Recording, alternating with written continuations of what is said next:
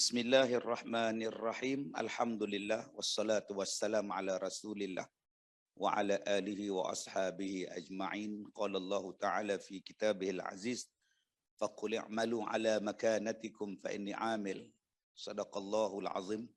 Terima kasih kepada saudara pengacara majlis yang saya hormati Datuk Wan Ramli, yang saya hormati Puan Adilah Anani dari Baik Islam dan rakan-rakannya, yang dimuliakan Ustaz Muhammad Amri, Ustaz Halal kita.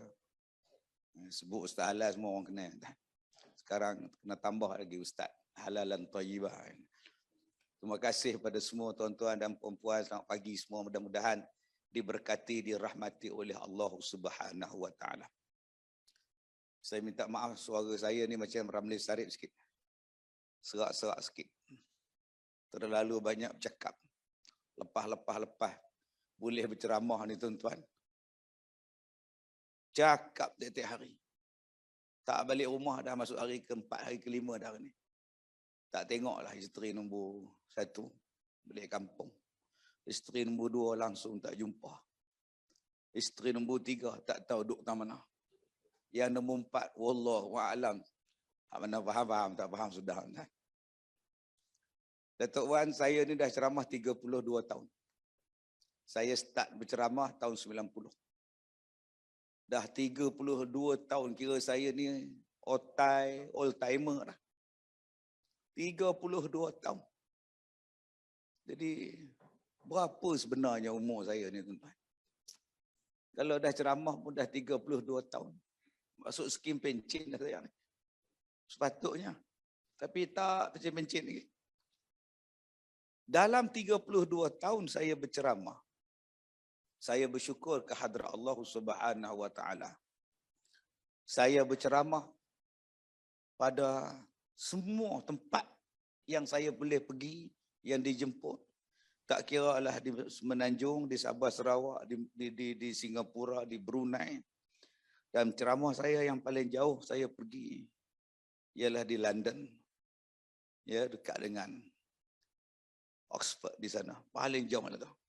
Saya rasa seronok bila pergi sana tuan. Sebab saya boleh melawat tempat Harry Potter. Saya masuk dalam tempat makan Harry Potter. Puak-puak yang belajar magic ni. Saya tengok satu meja tu dia tulis nama Duke. Oh, perasan pula nama saya tuan-tuan. Okey. Yang kedua, saya rasa seronok sebab saya boleh pergi tempat yang orang lain tak boleh pergi. Saya syukur.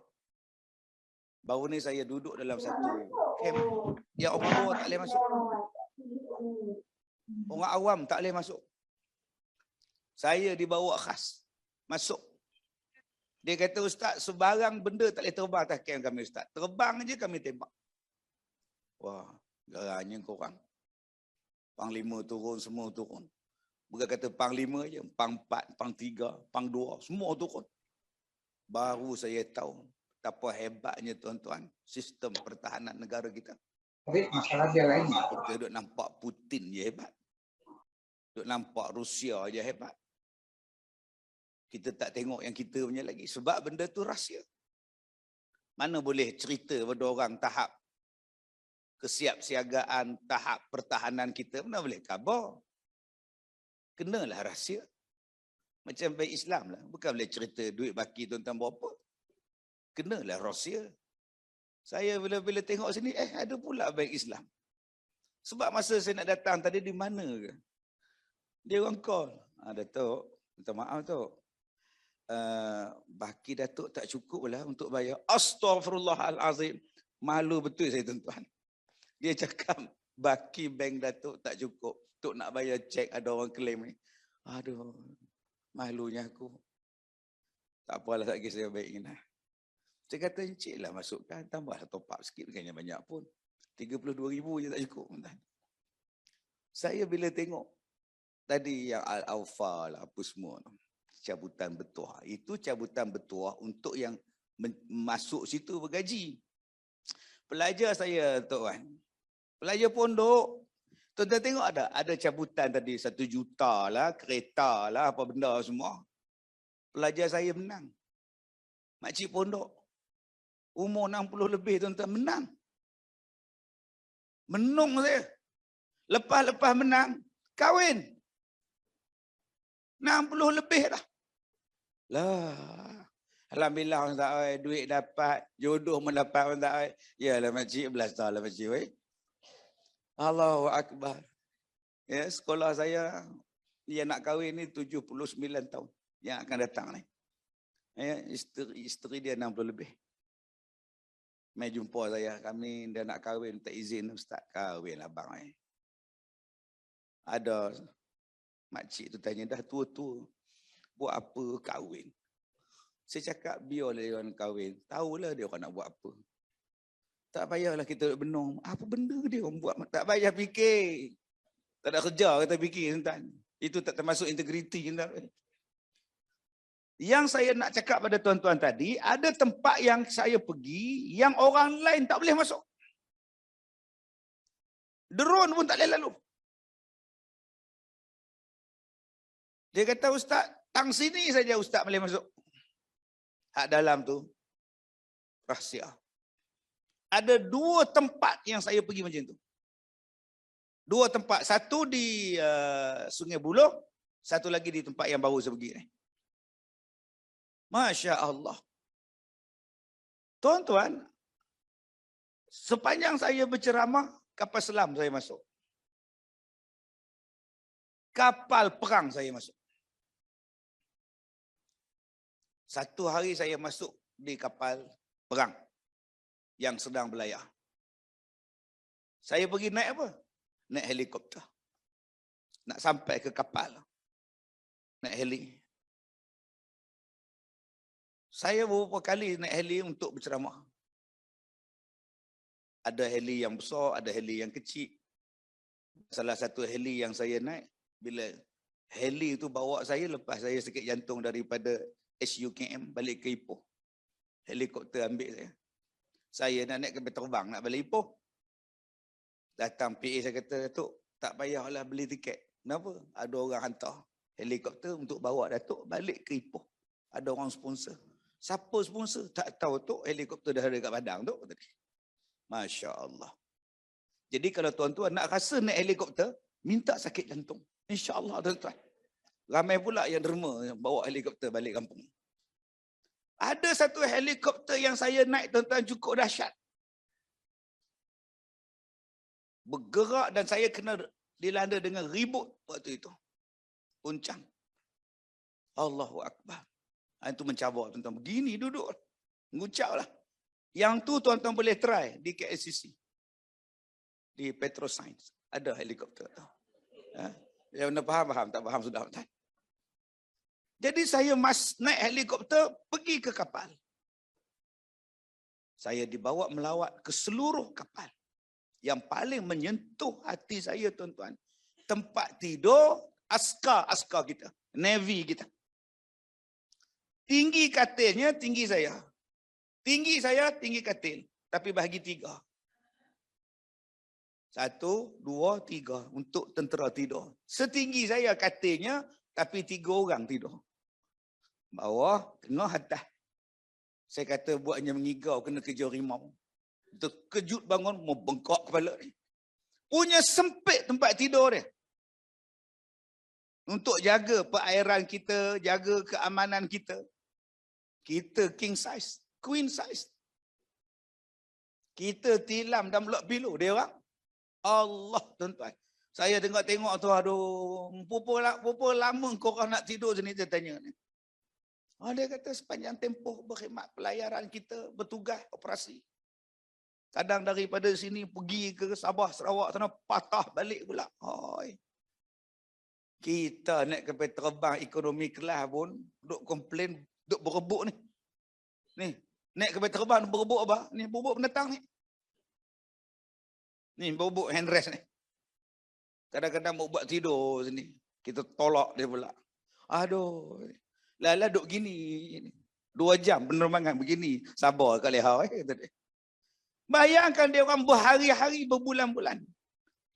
Saya masuk dalam bilik enjin, masuk dalam tempat masak, masuk semua. Ya Allah.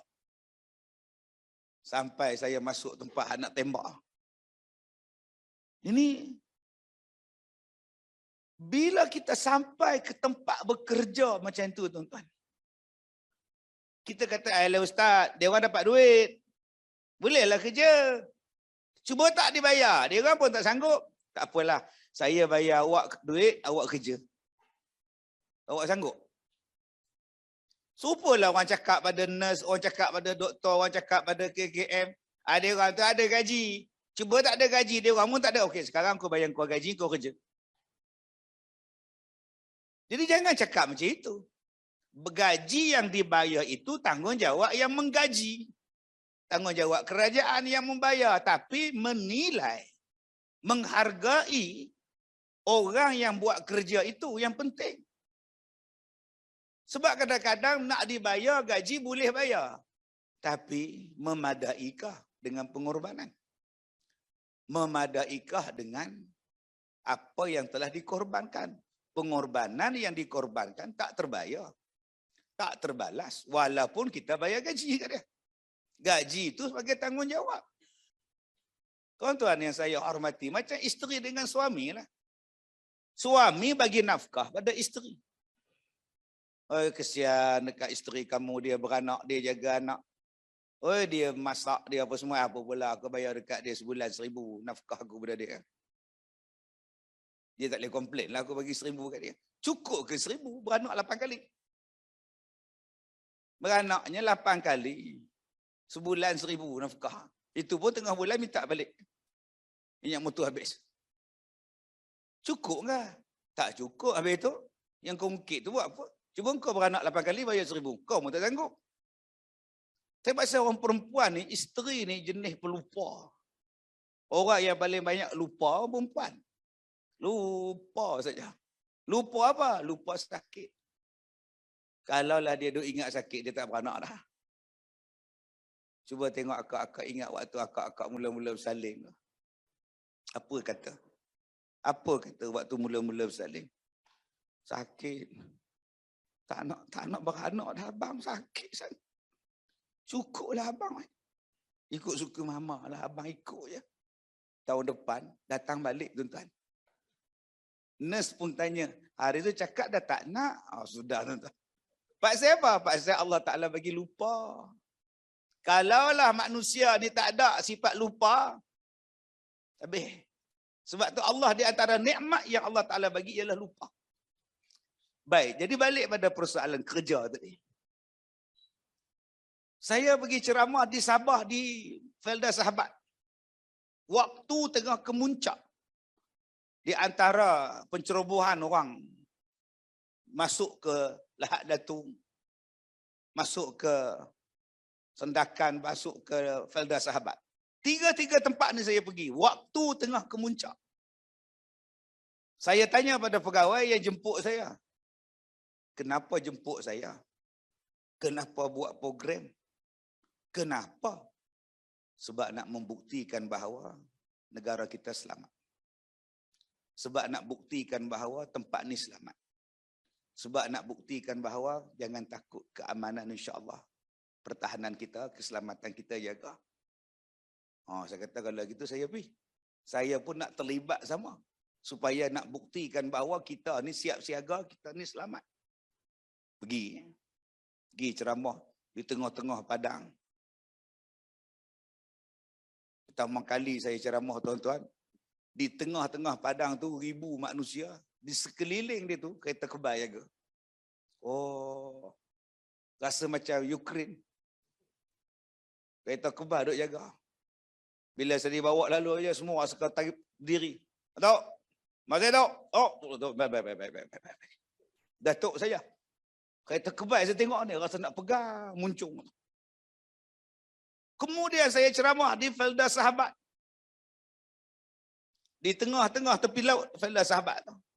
Yang dapat pencerobohan tu. Tempat di antara yang paling awal Felda Sahabat. Saya tanya askar ni bila nak balik. Tak tahu gitu. Sabar tu. Tengah-tengah ceramah, siren berbunyi. Oh, sudah. Saya kata tu pencerobohan ke? Tak, itu tukar shift. Tak apa. Ingat berlaku dah pencerobohan, saya nak lari dulu. Kena lari, nak lari apa? Nak lari macam nak tak lari bersepa, senapang apa tak ada. Ini kerja. Itu yang jadi askar.